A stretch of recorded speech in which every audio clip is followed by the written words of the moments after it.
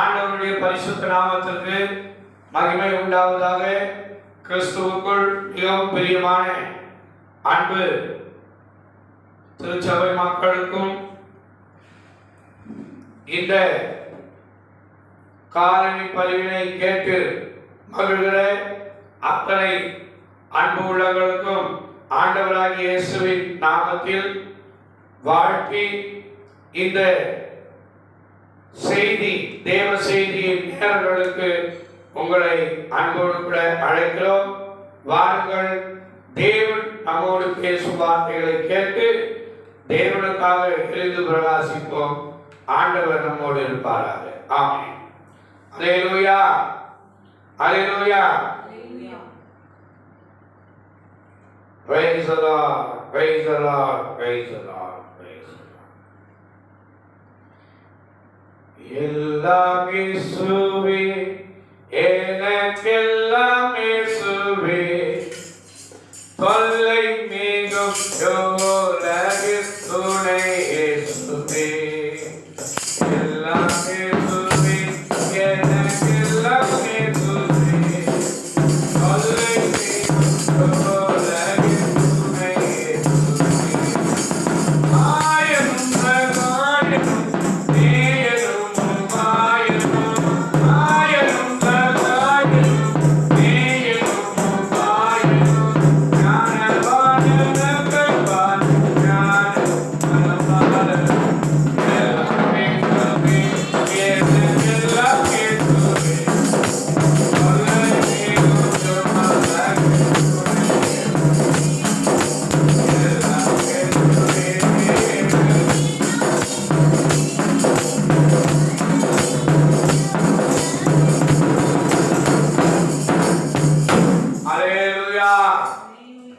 கர்த்தருக்குள் மிக பிரியமான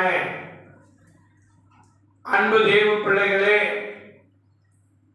உங்கள் அனைவரையும் ஆண்டவருடைய திருப்பெயரால் ஆசீர்வதிக்கிறேன். கர்த்தர் உங்களை ஆசீர்வதிப்பாராக. சங்கீதம் 119 சங்கீதம் 72 வசனம்.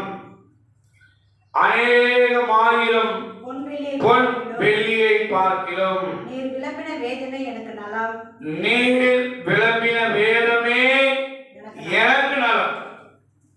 அநேகமாயிரம் பொன் வெள்ளியை பார்க்கிறோம், நீர் விளம்பின வேதமே எனக்கு நலம் என்றால் இந்த வேத புத்தகம் அநேகமாயிரம் பொன் வெள்ளியை காட்டிலும் ஒவ்வொரு மனிதனுக்கும் நல்லது, ஒவ்வொரு மனிதனுக்கும் நல்லது. இந்த நல்ல வேத புத்தகத்தை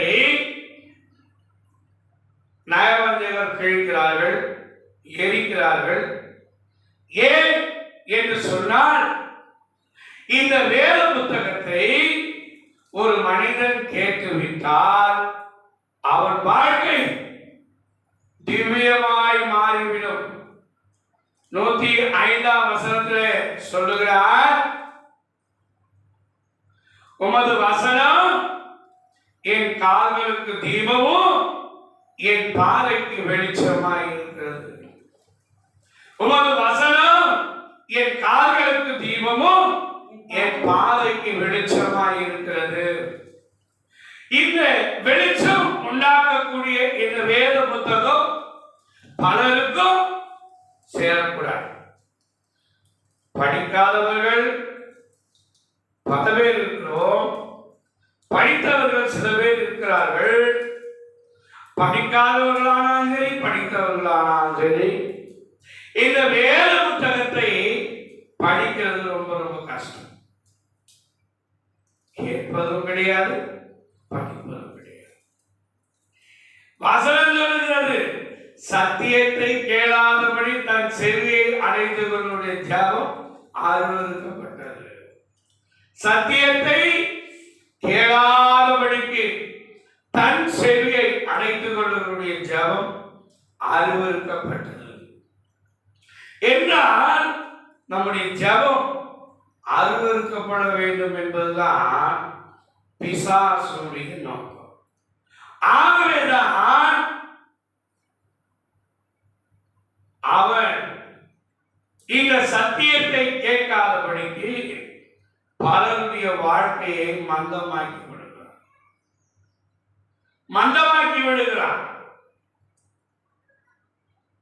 உபாகமம் 28ஆம் அதிகாரம் 1ஆம் வசனம் சொல்கிறது, இன்று நான் உனக்கு விதிக்கிற உன் தேவனாகிய கர்த்தருடைய கட்டளையின்படி எல்லாம் நீ செய்ய கவனமாயிருப்பதற்கு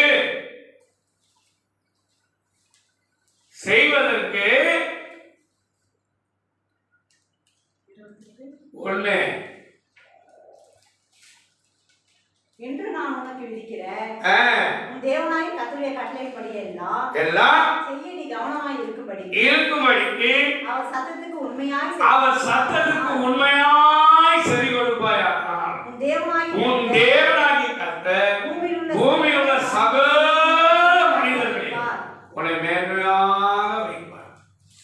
அப்போ இந்த வசனத்தை கேட்டா வாழணும். வாழ்ந்துட்டா இந்த பூமியில எத்தனை கோடி மனிதர் இருக்காங்களோ, யார் ஒருவர் இந்த சத்தியத்தை கேட்டு அதன்படி வாழ்கிறார்களோ அவர்கள் மேன்மையா இருப்பாங்க. இதுதான் இந்த பக்தன் சொல்லுகிறார், அநேகம் ஆயிரம் பொன் வெள்ளியை பார்க்கிலும் நீ விளம்பினும் ஒரு வேதம் நல்லது என்பதை பலர்கள் ருசிக்கிறது. நல்லா இல்லாததான் நிறைய பேர் ருசிக்கிறாங்க, நலந்தாவினதான் ருசிக்கிறாங்க. சுவைக்க கூடாததை சுவைக்க விரும்புகிறார்கள், சுவைக்க முடியாததை சுவைக்க விரும்புகிறார்கள். சங்கீதக்காரர் சொல்லுகிறார், கர்த்தர் நல்லவர் என்பதை ருசித்து பாருங்கள். என்னன்னா இந்த வேத புத்தகத்தை அழைச்சி ஆராய்ந்து பார்க்க வேண்டும். சங்கீதம் முதல் சங்கீதத்திலே சொல்லுகிறார், நீ துன்மார்க்கருடைய ஆலோசனை பாவிகளுடைய வழியில் இல்லாமலும் பரியாசக்காரர் உட்காரும் இடத்தில் உட்காராமலும் இருந்து கர்த்தருடைய வேதத்தில் இரவும் பகலும் அவருடைய வேதத்தை தியானமாயிருக்கிற மனுஷன் பாக்கியவான். அப்போ அவர் வேதத்தை தியானம் பண்ணணும். பிரியமாக இருந்தாலும் தியானம் பண்ண முடியும், பிரியமில்லாதவர்கள் ஒரு நாளும் தியானம் பண்ண மாட்டாங்க. இப்ப நிறைய பேருக்கு இந்த வேதத்துல பிரியம் கிடையாது. ஏன் என்றால் இந்த வேதம் பாதைக்கு வெளிச்சமும்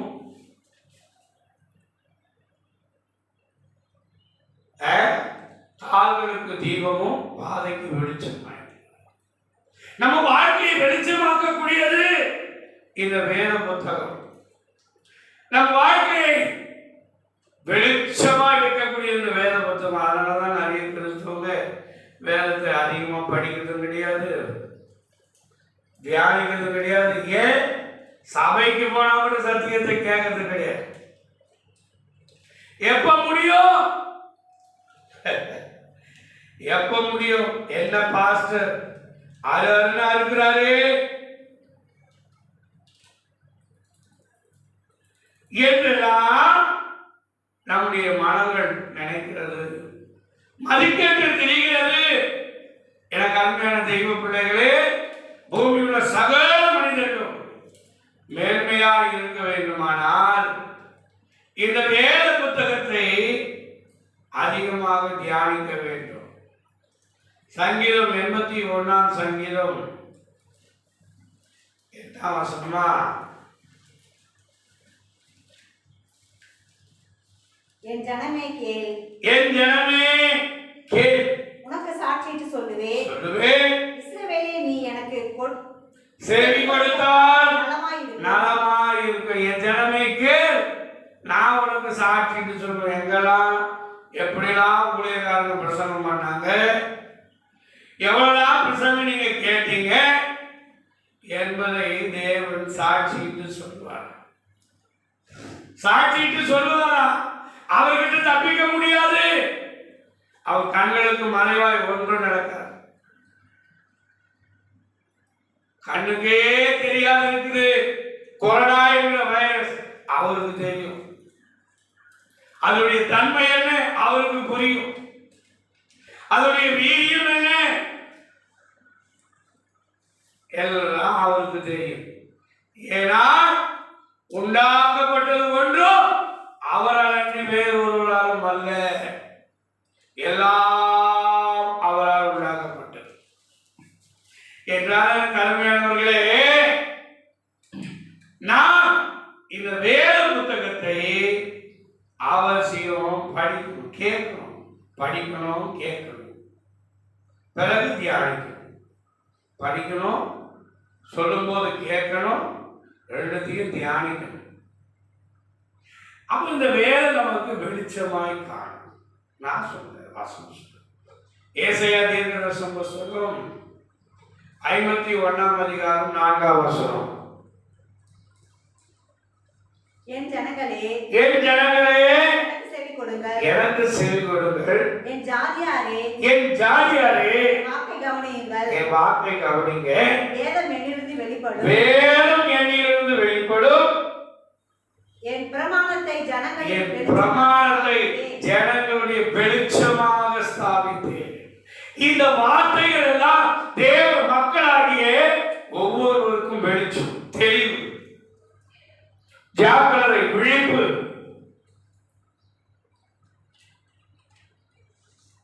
இந்த உலகத்திலே எந்த இருட்டிலும் நன்மை தீமை தெரியக்கூடிய ஒரு வெளிச்சம் உண்டு என்று சொன்னால் அது வேத புத்தகம் தான், பரிசுத்த வேதம் தான். இந்த பரிசுத்த வேதத்தை பலரும் விரும்புவதில்லை. அதுதான் 11ஆம் வசனத்தில் சங்கீதம் 87 என் ஜனமே என் சத்தத்துக்கு செவி கொடுக்கவில்லை. 11 என் ஜனமோ என் சத்தத்துக்கு செவி கொடுக்கவில்லை. இஸ்ரவேல் என்னை விரும்பவில்லை. விரும்பல. ஏன் அப்படின்னா அவருடைய வார்த்தை என்ன கடினமானதா, கஷ்டமானதா? இல்ல, அவர் வார்த்தை நம்ம வாழ்க்கையை சரிப்படுத்தக்கூடியது, கோணலை செம்மைப்படுத்தக்கூடியது, இருளை வெளிச்சமாக்கக்கூடியது, நஷ்டத்தை லாபமாக்கக்கூடியது, துன்பத்தை இன்பமாக்கக்கூடியது. இப்படி அவர் வார்த்தை அநேக பேரை உயிர்ப்பிக்கிறதாக இருக்கிறதுனாலே இதை பலரும் என்ன செய்யல, பிசாசானவன் விரும்ப விடுவதில்லை, விரும்ப விடுவதில்லை. பைபிளை கொண்டு போய் வீட்டில் வச்சிடணும். ஒரு நாள் ஒரு ஊழியக்காரர் ஒரு விசுவாசி ரொம்ப நாள் சபைக்கு வரவில்லை என்று அந்த ஊழியக்காரர் அவர்கள் வீட்டுக்கு சென்று இருந்தார்னா, அவர் எப்போ போனாலும் ஒரு வசனத்தை, ஒரே ஒரு வசனத்தை அந்த விசுவாசியை படிக்க சொல்லிவிட்டு அதுக்கு பின்பு ஜெபிப்பார்களாம். அங்கே போன போது அந்த விசுவாசிக்கு இந்த ஊழியக்காரர்கள் ஏதோ ஒரு கஷ்டம், வாங்கலையா அப்படின்னு சொல்லி, பிறகு அவங்க நினைச்சாங்க நம்ம சர்ச்சைக்கு போகணும், பாஸ்டர் கிட்ட போறாரு என்னெல்லாம் நினைச்சிருக்காங்க. அவர் ரொம்ப சாந்தத்தோட, அம்மா சபைக்கு வரலையே, தொடர்ந்து வாங்க, கர்த்தர் உங்களோடு இருப்பார், உங்களை ஆசீர்வதிப்பார் அப்படின்ட்டு ஒரு வசனத்தை எழுதுங்க, பைபிள் எடுத்துட்டு வாங்க. அப்போதுதான் அந்த அம்மா போய் பைபிளை தேடினார்கள்.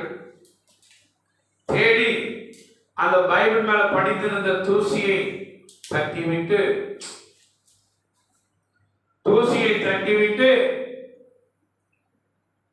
ரொம்ப நேரம் ஆயிடுச்சு. அம்மா என்ன செய்யறீங்க? நான் அந்த சகோதரி வீட்டுக்கு போக வேண்டும். அவங்க பைபிள் தேடுறாங்க.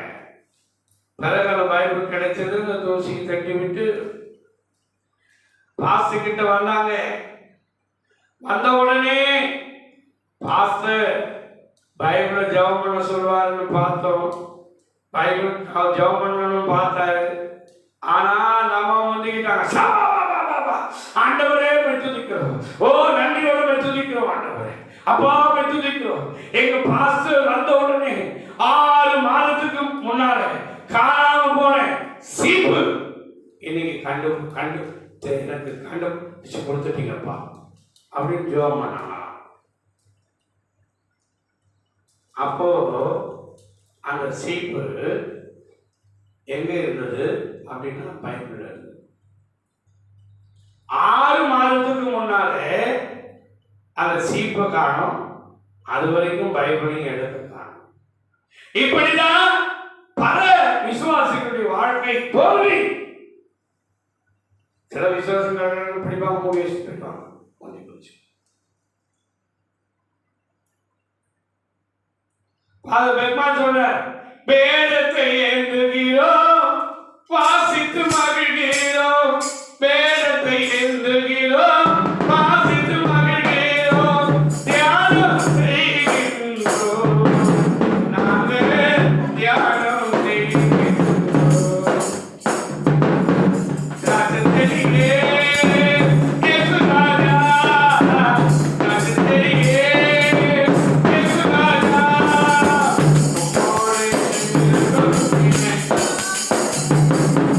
உமக்காய் பாடலுகின்ற கொடியனாக, உமோடு எழுந்திருக்கும்,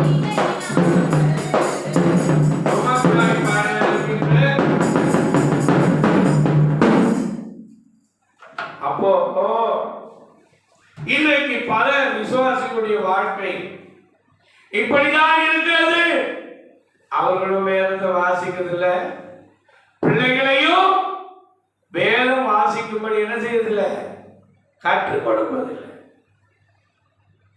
பிள்ளைகளுக்கு பழகி கொடுக்கணும். எத்தனையோ தேவ பிள்ளைகள், தேவ ஊழியக்காரர்கள் சாட்சி சொல்லியிருக்காங்க. சண்டே கிளாஸுக்கு போயிட்டு அங்க கேட்ட வசனத்தை எங்க வீட்டுல வந்து ஒப்பிக்கலாம், எங்க அம்மா சோறு போட மாட்டாங்க.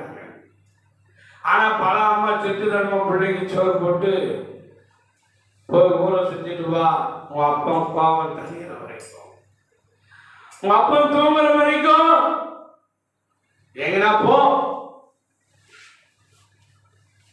அப்போ இந்த பிள்ளைகள் வாழ்க்கை இரண்டு போகிறது. அவர்கள் வாழ்க்கையில் மிரண்டு போகிறார்கள். அவர்கள் எப்படிப்பட்ட படித்தவர்களா இருந்தாலும் சரி, பணக்காரர்களா இருந்தாலும் சரி, இந்த வேதம் ஒவ்வொருவருக்கும் மகிழ்ச்சி தான். நான் இன்றைக்கு ஒரு வீட்டுக்கு போயிருந்தேன். அவங்களுக்கு 3 பெண் பிள்ளைகள். அதுல ஒரு பிள்ளையை பைபிள் காலேஜ் படிக்க வைக்கிறாங்க. மூத்த மகளை ஆண்டவருக்கு கொடுத்துட்டாங்க. பைபிள் காலேஜ் படிக்கிறார். அப்படி படிக்கும்போது இப்போ கொரோனா என்பதனாலே பைபிள் காலேஜ் விடுமுறை விட்டாங்க. நான் சொன்னேன், பைபிள் காலேஜ் விடுமுறை விட்டாங்கன்னு வருத்தப்படாதம்மா, உன் வீட்டை உன் ரூப பைபிள் காலேஜா, உன் ரூப பைபிள் காலேஜா நீ மாற்று. ஏசு டீச்சரை வந்து உனக்கு சொல்லி தருவார். நீ கல்லூரியில படித்ததை காட்டிலும் அதிக அறிவாளியாக, அதிக திறமசாலியாக, அதிக மகிமை நிறைந்தவராக கர்த்தரை மாற்றுவார். அது அவருக்கு பிடித்ததா பிடிக்காத எனக்கு தெரியாது. உண்மை ஏன் அப்படி சொன்னா, அவரையும் என் பிள்ளையா நினைச்சேன். இந்த வீடியோவை பதிவு செய்வதற்கு காரணம் என்னன்னா, அத்தனை பேரையும் என் சொந்தமாக தான் நினைக்கிறேன். அதனால பொண்ணு வெளியே சேர்ப்போம், வெளியே வார்த்தை என்ன பண்ணல, சேர்க்கிறது கிடையாது. நம்ம வாசித்தான 119ஆம் சங்கீதம்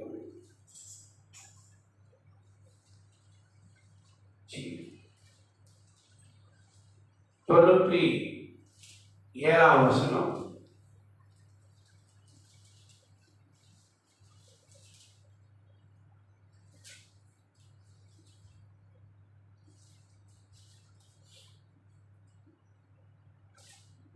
உமது வேதத்தில் நான் எவ்வளவு பிரியமாய் இருக்கிறேன். என் நாள் முழுவதும் அது என் நாள் முழுவதும் அது என் என் தியானம். தியானமா. உமது வேதத்தில் நான் எவ்வளவு பிரியமாய் இருக்கிறேன். நம்ம யாரால சொல்ல முடியும்? நான் வேதத்தில் பைபிள்ல பிரியமா இருக்கிறேன். பைபிள்ல பிரியமா இருக்கிறேன். நிறைய பேருக்கு பிரசங்கனாலுமே கசப்பாகுது. பிரசங்கனாலுமே கசப்பா இருக்குது. எரேமியா தீர்க்கதரிசி புஸ்தகம் 16ஆம் அதிகாரம் 17ஆம் வசனம் பாருங்க. என் கண்கள் அவருடைய எல்லா வழிகள் மேலும் நோக்கமாய் இருக்கிறது. 16-17 இதோ நான் மீன் பிடிக்கிற அநேகரை அழைத்தனுப்புவேன். இல்ல, ஆதலால் இதோ நாட்கள் வரும். wait.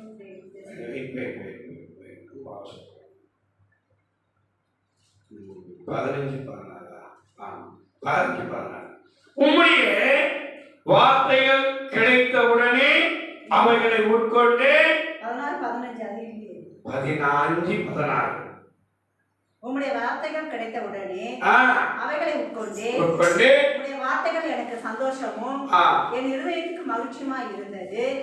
சேனைகள் தேவனாய கர்த்தாவே, உம்முடைய நாமம் எனக்கு தரிக்கப்பட்டிருக்கிறது. அல்லேலூயா. அப்போ உம்முடைய வார்த்தை கிடைத்த உடனே அதை உட்கொள்ளணும். அதை லேட்டா சாப்பிடலாம் அப்படின்னு ஆயிடும். பாயசம் போது நிறைய பேர் சொல்லுவாங்க, ஆஃபீஸ் பாயசம். சிலருக்கு சூடா பிடிக்கும், சிலருக்கு சில்லுன்னு பிடிக்கும் சாப்பிடுவதற்கு. ஆனால் வசனத்தை எப்பவுமே என்ன பண்ணோம்? சுட சுட சாப்பிடணும். உங்கள் வார்த்தைகள் எனக்கு கிடைத்த உடனே அதை உட்கொண்டேன், நான் தாமதிக்கவில்லை. அப்போ அதை உட்கொள்ளுகிறேன், அந்த பாரம், அந்த வாஞ்சை. அப்படி உட்கொள்கிறவர்கள் அதிகாலையில் எழுந்து ஆண்டவர் சமூகத்தை முத்தமிட்டு, ஆண்டவரே இன்றைக்கு என்னோடு கூட பேசுங்க என்று இன்றைக்கு மாத்திரம் ஜெபிப்பதல்ல, ஒவ்வொரு நாளும் இன்றைக்கிலிருந்து இந்த சண்டேல 2 மணிக்கு ஒரு நாடகம் போடலாம். அத 2 மணிக்கு 3 மணி வரைக்கும் போறோம். முடிச்ச உடனே அடுத்த வாரம் இன்னொரு நாடகம் போட போறோம். அதுக்கு விளம்பரம் பண்றோம். அற்பமான அதற்கு வீண் பொழுதுபோக்குரிய அதற்கு அப்படி ஒரு விளம்பரமும் பார்ப்பதற்கு மக்களை ஜாக்கிரதைப்படுத்த வேண்டுமானால் இந்த மகத்துவமான வார்த்தை, நம்ம வாழ்க்கையை வெளிச்சமாக்கக்கூடிய வாழ்க்கையை, நம்ம வாழ்க்கையை திருப்தி அமைக்கக்கூடிய இந்த வார்த்தையை கேட்பதற்கு இன்னைக்கு முடிச்சிட்டு போய் இன்னிலிருந்து அடுத்த சனிக்கிழமை வரைக்கும் தொடர்ந்து ஆண்டவரே அடுத்த என்னோட பேசு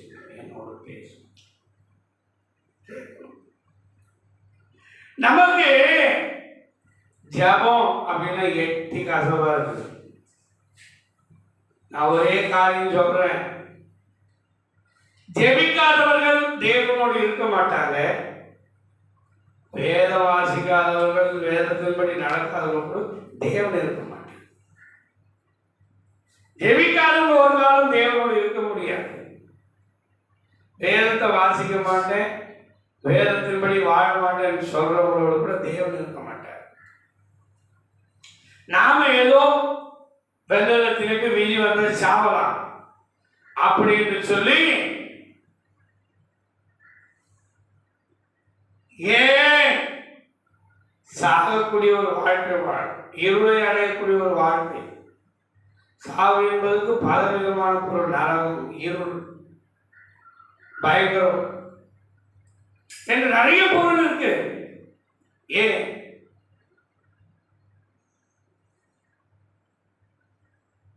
விழிப்பு என்பதற்கு,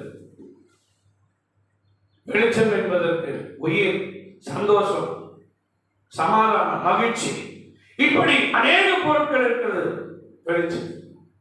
ஆனா நமக்கு வெளிச்சமே வேண்டாம் சொல்றோமே, வெளிச்சமே வேண்டாம் சொல்றோமே.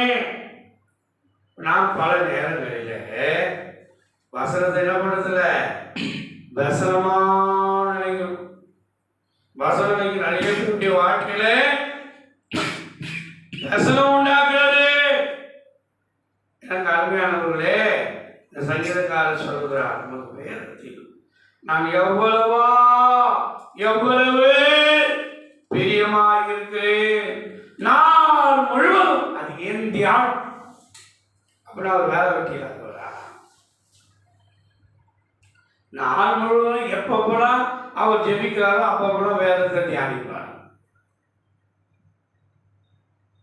அப்போ ஒரு நாள் முழுவதும் அது நேரம் கிடைக்கும் போது, போகும்போது, வரும்போது தியானம் பண்ணிக்கிட்டே இருக்கணும். ஆண்டவரிடத்துல பேசிக்கிட்டே இருக்கணும். முழங்கால் படிக்கும் போது ஆண்டவர் நம்மோடு கூட பேசணும். இன்னைக்கு நிறைய பேருடைய வாழ்க்கை வெளிச்சமா இல்லாமல் இருளாக இருப்பதற்கு காரணம் அதுதான். ஏன் பிசாசு இருளாக இருக்க விரும்புகிறான் என்றால், எபிரேயர் 4ஆம் அதிகாரம் 12ஆம் வசனம், தேவனுடைய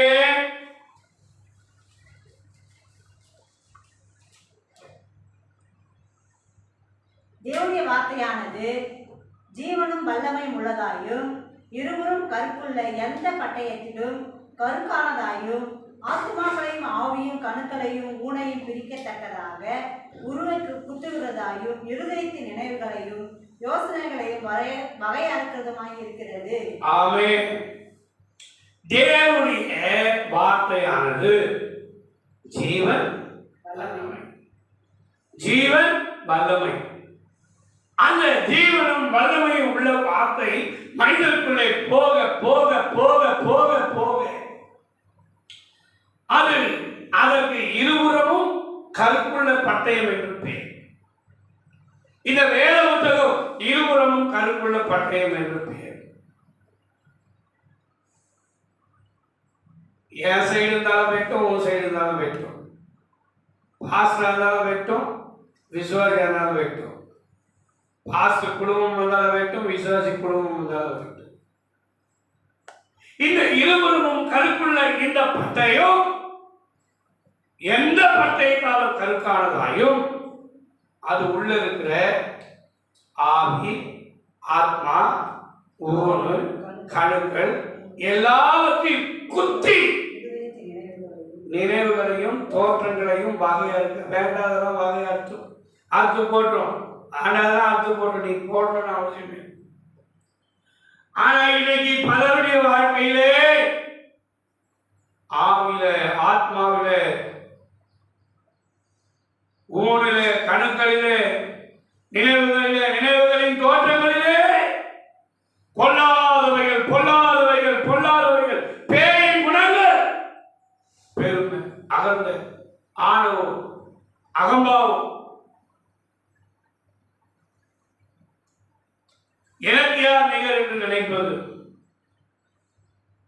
வேண்டாம். அன்பு ஒன்று மட்டுமே பிரதானம். ஒரு அன்பு கொள்ளக்கூடிய அந்த பக்குவம் வந்து விட்டால் எல்லாம் வெளியே போயிடும். இயேசுடைய வார்த்தை உள்ள வந்துடும். இயேசுடைய வார்த்தை உள்ள வந்துடும். பவன் நிறைவானது வரும்போது குறைவானது போயிடும். இயேசுடைய வார்த்தை நிறைவு உள்ள வந்துச்சுன்னா பிசாசுடைய செயலாம் குறை வெளியே போயிடும், வெளியே போயிடும். அப்போ பிசாசுடைய செயல்கள் வெளியே போ, அப்பால போ சாத்தானே, அப்பால போ போ போ, அப்பால போ சாத்தானே, அப்பால போ.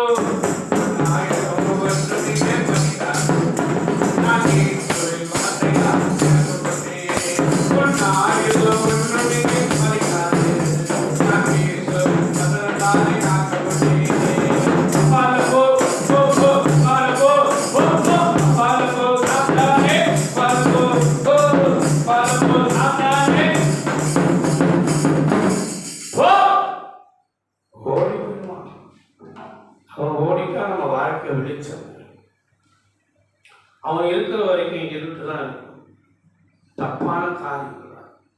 Very simple. பொய் பேசுகிறோமா? ஐயோ பொய் ஏன் பேசணும்? அப்போ பிசாசு நமக்குள்ள இருக்கான். பொய் பேசுறது யார் என்ன பண்ண போகிறாங்க? ஆண்டவர் என்ன கண்டுக்க போகிறாரா? ஆண்டவர் என்ன கண்டுக்க போகிறாரா? விட்டு விட்டு பார்ப்பார். காத்தாடி விட்டுக்கிட்டே இருப்பான். எவனா ஒருத்தன் குறுக்க வந்து டீல் போட்டானா அது கட்டாகி எங்க போதுன்னே தெரியாது, போய் எங்கேயாவது அந்த வெள்ளத்தில் தொங்கிக்கிட்டு இருக்கும். காற்றிலையும் மழையிலையும் வெயிலையும் அடிபட்டு அப்படிதான் வாழ்க்கை. அப்போ நாம நம்முடைய வாழ்க்கையை மாற்றுவதற்கு ஒரே சிறந்த வழி இயேசுவினுடைய வார்த்தை. இன்னைக்கு பலரும் இந்த வார்த்தை என்ன பண்றதில்லை, விரும்புவதில்லை. யாக்கோபு 1ஆம் அதிகாரம் 22ஆம் வசனம். யாக்கோபு 1ஆம் அதிகாரம் 22ஆம் வசனம். அல்லாமலும் நீங்கள் உங்களையே ஏமாற்றிக் கொள்ளாதபடிக்கு திருவசனத்தை கேட்கிறவர்களாக மாத்திரமல்ல ஆறுபடி செய்கிறவர்களாக. வசனத்தை கேட்கிறவங்களா இருக்கிறார் மாத்திரம் இல்லை, செய்யும். கேட்டு செய்யணும் அப்படின்னா கேட்ட வார்த்தை இதயத்தில் இருக்கணும். சிலருக்கு இதயத்தில் இருந்தாலும் செய்ய மாட்டாங்க. கொழுப்பு யோனாவை போல ஒரு கொழுப்பு சமுத்திரத்தின் ஆழத்தை தூக்கி போடுறதுக்கு தான் புத்தி வருது. பலருடைய வாழ்க்கை ஏன் அப்படி போகிறது, எதற்காக அப்படி போகிறது கொஞ்சம் சிந்தித்து பாருங்களேன். அப்படியே கையில வச்சுக்கிட்டு ஏசாயா 9ஆம் அதிகாரம்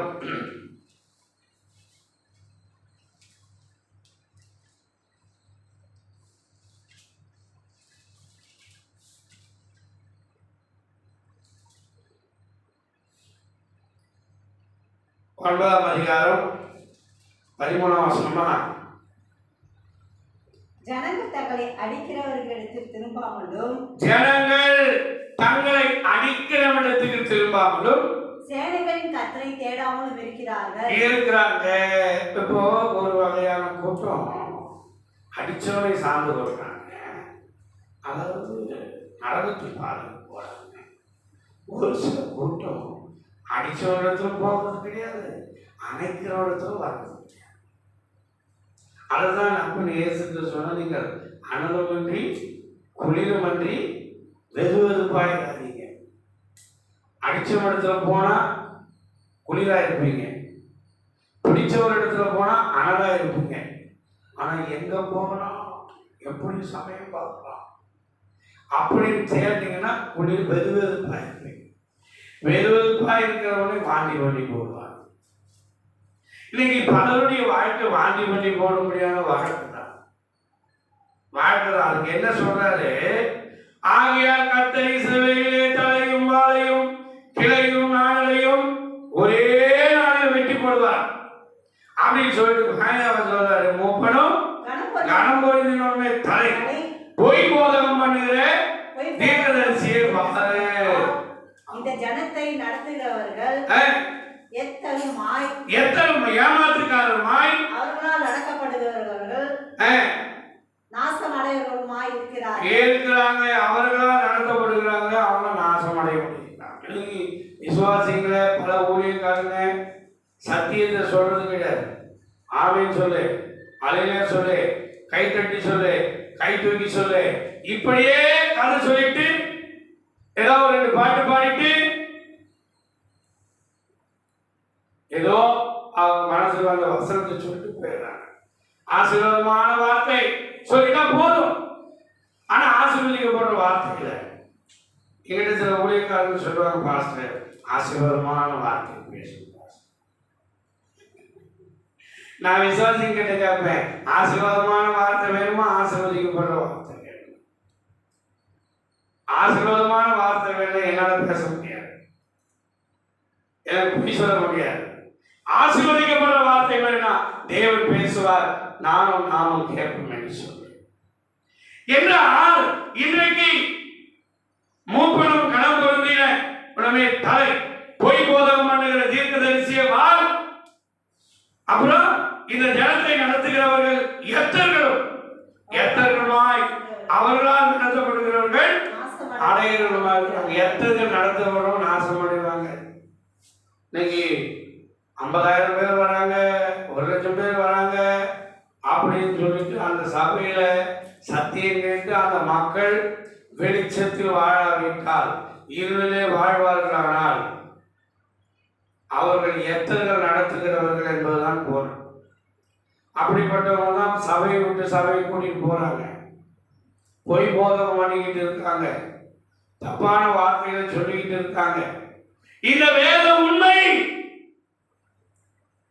இந்த வேதம் என் ஆண்டவர் தந்த அருள் பிரசாதம். இதை அனுபவிக்கிறது இன்னைக்கு பல பேருக்கு மனசு கிடையாது. 2 தீமோத்தேயு 3ஆம் அதிகாரம்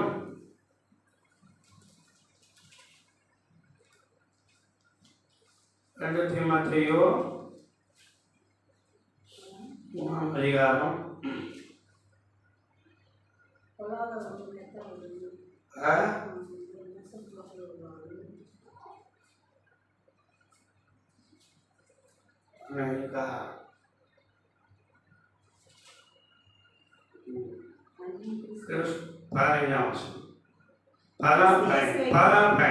நீ கட்டி நிச்சயித்துக் கொண்டவைகளில் நிலைத்திரு, அவைகளை இன்னாரிடத்தில் கற்றாய் என்று நீ அறிந்தும் அல்லாமல் கிறிஸ்து இயேசுவை பற்றும் விசுவாசத்தினாலே உன்னை ரட்சிப்புக்கேற்ற ஞானமுள்ளவனாக தக்க பரிசுத்த வேத எழுத்துக்களை நீ சிறு வயதில் முதல் அறிந்தவன் என்றும் உனக்கு தெரியும். அறிந்தவன் என்றும் சிலருக்கு தெரியும், பலருக்கு தெரியும்.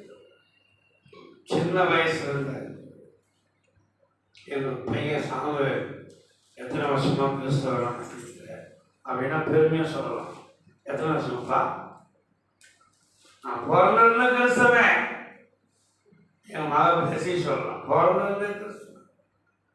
ஆனா அதாவது வேத வசந்த அறிந்தவங்க இயேசுவை அறிந்தது பொருள். அப்போ இயேசுடைய மகத்துவம் என்ன, வல்லமை என்ன, அவருடைய மகத்துவமான பராக்கிரமம் என்ன, இந்த வேத வாசனம் நமக்கு கற்றுக் கொடுக்கிறது என்ன என்பதிலே நாம் ஜீரோவாக இருப்போமானால் நம்ம வாழ்க்கை தொலைஞ்சிடும். 14 வசனம், வேத வாக்கியம் எல்லாம் அருளப்பட்டிருக்கிறது, தேவனுடைய மனுஷன் எந்த நற்கிரியை செய்ய தகுதியுள்ளவனாகவும் இருக்கும்படியாக அவைகள் உபதேசத்திற்கும் கடிந்து கொள்வதற்கும் சீர்திருத்தத்திற்கும் நீதியை படிப்பித்ததற்கும் பிரயோஜனப்படும். அப்போ வேத வசனம் என்ன பண்ணும்? கடிந்து கொள்ளும், தப்ப வெளியே அனுப்பும், அப்புறம் சீர்திருத்தம், சரிப்படுத்தும். எங்கெல்லாம் ஓட்ட உடச்சிருந்தா அதை சரிப்படுத்தும். இந்த பியூட்டி பார்லர் அப்படின்னு ஒரு இடம் இருக்கு, தெரியும். அங்கே போய் டிங்கரிங் பட்டி பார்த்தா சொட்ட மூஞ்சி கூட கொஞ்சம் நொட்ட மூஞ்சி மாதிரி இல்லாமல் நல்லா தெரியும். பட்டி டிங்கரிங் பட்டி பார்த்து, அதாவது வெல்டு பண்ணி பட்டி பார்த்து பெயிண்ட் பண்ணாக்கா கொஞ்சம் பளிச்சுன்னு தெரியும். அது உடனே கரைஞ்சி போச்சுன்னா ஒன்றும் இல்லாத போயிடும். சீர்திருத்தம். கொஞ்ச நேரம் ஒரு நாள் பிரசங்கம் கேட்டுட்டு வாழ்க்கை உயிர் இருக்கிற நாள் வரைக்கும் பிரசங்கம் கேட்டு அப்படி வாழும். அதான் கிறிஸ்துவ வாழ்க்கை. நீங்க அதை விரும்புறதில்ல. எங்கேயோ அடைஞ்சோம், எங்கேயோ தெரிஞ்சோம், எப்படியோ வாழ்ந்தோம். ஆனா இன்னைக்கு இயேசு எனக்கு தெரிந்து கொண்டாரே, அந்த பாக்கியத்தை எனக்கு தந்தாரே என்பதான எண்ணங்கள் யார் ஒருவருக்கு இருக்கோ அவங்க என்ன செய்வாங்க?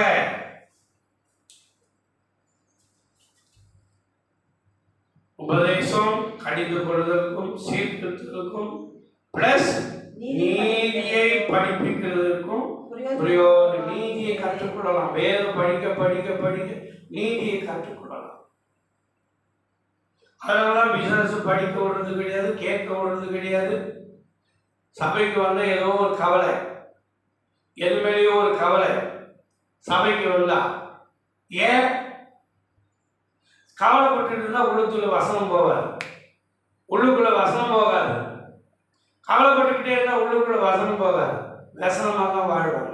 அதை தெரிஞ்சுக்கிட்ட பிசாசு என்ன செய்யலாம், ரொம்ப தந்திரமா உள்நொழியை பார்க்கலாம். ஏன் அப்படின்னாக்கா, இங்கே நாம் வாசித்த அந்த 2 தீமோத்தேயு 4ஆம் அதிகாரம் 2-3 வசனம் சொல்லுகிறது, சமயம் வாய்க்காலும் வாய்க்காவிட்டாலும் ஜாக்கிரதையாய் திருவசனத்தை பிரசங்கம் பண்ணு, எல்லா நீடிய சாந்தத்தோடும் உபதேசத்தோடும் கண்டனம் பண்ணி கழித்து கொண்டு புத்தி சொல்லு.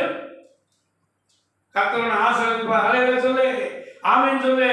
இப்போது வீட்டுல கொண்டு வந்து கட்ட போற கட்டுக்கதையில வேண்டாம். அறுவடை பண்ணணும்னு சொன்னா அதுக்கு முன்னால உழணும், அதுக்கு முன்னால நீர் பாய்ச்சணும், உழுத பிறகு அதுல நல்ல சேடையாக்கணும், சேராக்கணும்.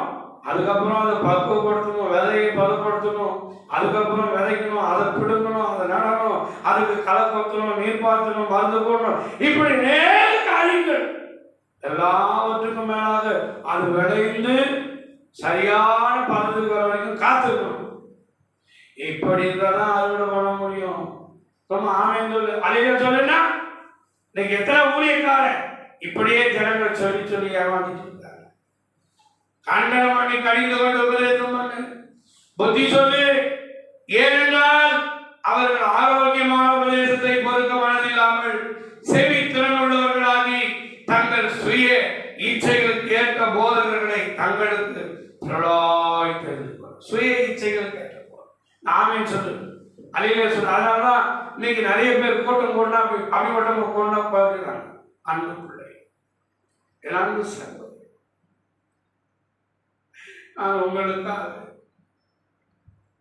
நான் உங்களுக்காக கண்ணீர் வடித்து ஜெபிக்கிறேன். கர்த்தர் என்னோடு பேசினார். எப்படி எனக்கு தெரியாது. எத்தனை பேர் தெரியும் அவருக்கு? 1,00,000 பேர் இருந்தாங்கன்னா அவர் கட்ட வேலை செய்யற பேரு தெரியாது. உங்களுக்காக ஜெபித்தேன் என்று சொல்கிறது கட்டுக்கதை. அப்படிப்பட்டவங்களை நம்பிதான் ஜனங்க ஓடுறாங்க, அப்படிப்பட்டவங்க நம்பிதான் ஓடுறாங்க. இந்த வேத வசனத்தை சரியாய் படித்து புரிந்து கொண்டு இந்த வேத வசனப்படி வாழ்ந்து விட்டார் நம்ம வாழ்க்கையில் குறை ஒன்றும் இல்லாமல் எப்போதும் நிறைவுள்ளவர்களாய் பூரணம் உள்ளவர்களாய் இருப்போம். அந்த பூரணத்தை அடைவதற்கு கற்றவர்களை இன்று நாளிலே உங்களோடு பேசிக் கொண்டிருக்கிறார். கடைசியாக யோசுவாவின் புத்தகம் 1ஆம் அதிகாரம் 8ஆம் வசனம், இந்த நியாயப்பிரமாண புத்தகம் உன் வாயை விட்டு பிரியாது இருப்பதாக, இதில் எழுதியிருக்கிறபடி எல்லாம் நீ செய்ய கவனமாய் இருப்பதற்கு இரவும் பகலும் அதை தியானம் செய்வாயாக. அப்போது நீ உன் வழியை வாய்க்க பண்ணுவாய், அப்போது புத்திமானாய் நடந்து கொள்வாய். உன் காரியம் ஜெயமாகும், நீ புத்திமான நடந்து கொள்வாய். எங்க திரும்ப இருக்கோ அதை விட்டுட்டு ஓடுவேன், நல்லது இருக்கோ அதை செய்ய பாருவேன். தீங்கை விட்டு ஓடுவேன், நல்லது செய்ய பாய்வேன். அப்போ புத்திமானாய் நடந்து கொள்வதற்கு நாம் அவசியம் பிரயாசப்படணும், பாடுபடணும், போராடணும், ஜெபிக்கணும். இரவெல்லாம் கண் வைத்து ஜெபிக்கணும். சங்கீதக்காரன் சொல்றா, உமது வசனத்தை தியானிக்கும்படி குறித்த ஜாமத்துக்கு முன்பாக என் கண்கள் விழித்துக் கொள்ளும். உமது வசனத்தை தியானிக்கும்படி, உமது வசனத்தை கேட்கும்படி குறித்த ஜாமத்துக்கு முன்பாக என் கண்கள் விழித்துக் கொள்ளும். அப்போ குறித்த நேரத்துக்கு முன்பாக 12 மணினா 11:50க்கெல்லாம் நம்ம விழித்து கொண்டு ஆண்டவருடைய வசனத்தை தியானிக்கணும், கேட்கணும், படிக்கணும், அழுகணும், போராடணும். என்னோடு பேசுங்கப்பா, எங்களோடு பேசுங்கப்பா. இந்த வார்த்தை எனக்கு புரியல, எனக்கு விளக்கி சொல்லுங்கப்பா, எனக்கு போத மூலமா விளக்கி சொல்லுங்கப்பா அப்படின்னு சொன்னா ஆண்டவர் உங்களோடு பேசுவார். உங்க வாழ்க்கை மாறும், உங்க வாழ்க்கை மாறும். உங்க வாழ்க்கையில் இருக்கிற இருள் நீங்கும், வெளிச்சம் வரும். உங்க வாழ்க்கையில் இருக்கிற அறியாமை நீங்கும், அறிவு வரும். உங்க வாழ்க்கையில் இருக்கிற புரியாமை நீங்கும், புரிந்து கொள்ள முடியும். உங்க வாழ்க்கையில் இருக்கிற கசப்பு நீங்கும், இன்பம் வரும். இப்படி அநேகமாயிரம் பொன் வெள்ளியை பார்க்கிறோம். என் அப்படி இயேசு கொடுத்த இந்த வேதம் இந்த வேதம் நல்லது என்பதை உணர்ந்து புரிந்து படித்து தியானித்து கேட்டு மகிழ்கள். கர்த்தர் உங்களை ஆசீர்வதிப்பார். God bless you. உங்களுக்காக நான் ஜெபிக்க போகிறேன். பரிசுத்த பிதாவே, சத்தியத்தை கேளாதபடி செவியை அடைத்துக் கொண்டவருடைய ஜெபம் அருவருக்கப்பட்டது என்று சொல்லப்பட்டிருந்தாலும், ஆண்டவரே, ஸ்தேவான் சொல்லுகிறார், நீங்கள் உங்கள் பிதாக்களை போல ஏன் பரிசுத்த ஆவிக்கு எதிர்த்து முரட்டு இருதயம் உள்ளவர்களே, நீதிக்கு தூரமானவர்களே, உங்கள் இருதயத்தையும் உங்கள் செவிகளையும் விருத்தசேதனம் பண்ணுங்கள். இப்போது இதை கேட்க அத்தனை உள்ளங்களும் விருத்தசேதனம் பண்ணட்டும். செவிகளில் இருக்கிற கொழுப்புகள் சதைகள் பிடிங்கி எரியட்டும். வார்த்தைகள் காதுகளில் கேட்டு இதயத்தில் உணர்ந்து அப்படியே வாழ்ந்து இந்த பூமியில் இருக்கிற சகல ஜாதிகளில் சகல மனிதர்களில் மேன்மையாயிருக்க என் அன்பு பிள்ளைகளை வாழ்த்தி ஆசீர்வதிக்கிறேன். மகிமையெல்லாம் மக்களுக்கே தருகிறேன். மீட்பர் இயேசுவின் பாதத்தில் பணிந்து கேட்டுக்கொள்கிறேன் நல்ல பிதாவே. ஆமென். ஆமென். God bless you. கர்த்தர் உங்களை ஆசீர்வதிப்பார்.